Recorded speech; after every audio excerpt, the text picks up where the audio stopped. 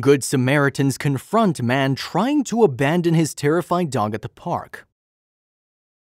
But before we start, please take a moment to give this video a like, subscribe to Happy World, and hit the bell so you'll never miss these great stories.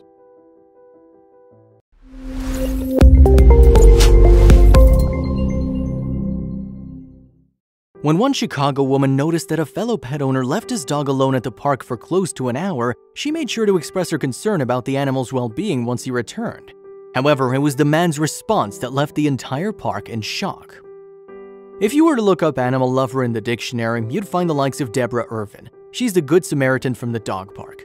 The Chicago photographer is the proud parent of a Cavalier King Charles Spaniel named Cooper, and even runs her own pet photography business. Being the dedicated pet owner that she is, Irvin makes sure to walk Cooper regularly, often taking him to the popular Fred Anderson Dog Park in South Loop. But on the morning of November 9, 2017, her visit to the dog park was anything but a pleasant one. As Irvin unleashed Cooper to give him a chance to stretch his legs, another park patron did the same with his own pooch. However, instead of taking a seat alongside the other pet owners, the man simply got up and left.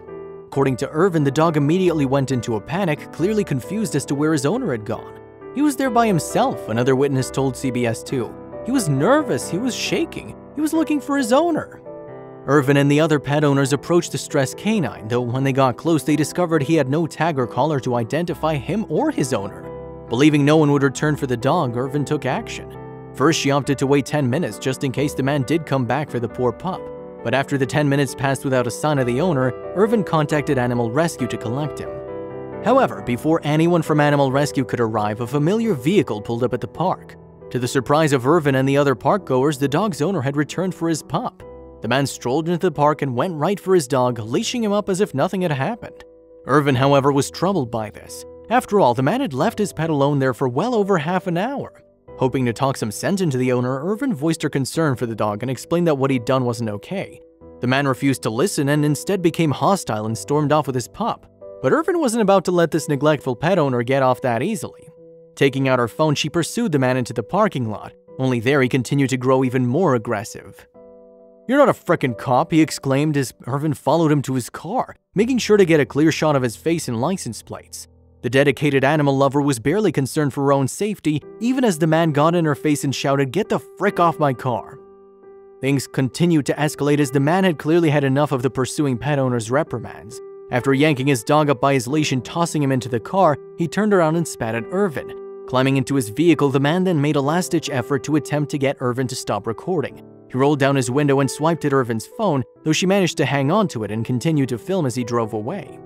Returning to the park, the other pet owners commended Irvin, explaining that this wasn't the first time the man had abandoned his dog at the park. Irvin was shocked at this news and so, in the hope of dissuading any future abandonment attempts, shared her video to Facebook. Irvin's post was flooded with an outpouring of support, with many fellow animal lovers condemning the actions of the hostile pet owner. However, a number of users were also quick to point out that the danger of the situation, warning her that things could have gotten violent at any moment. But Irvin's only care at the time had been the well-being of the dog.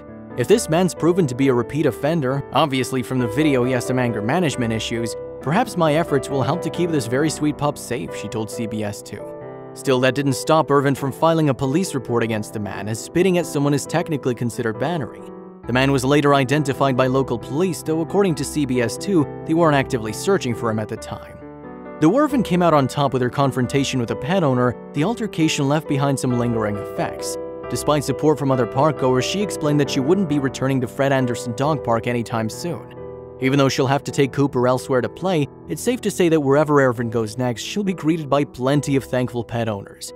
One of Irvin's biggest supporters is the Ringstaff family, who've completely adopted Irvin's stance on neglected pets. The Ringstaffs told Irvin that not long before her encounter at the dog park, they'd been driving down the highway on a 2-hour trip when, in the opposite lane, they noticed a great hulking dog lying still in the road. Cars swerved to avoid him. The Ringstaffs were concerned the dog had been hit by a car.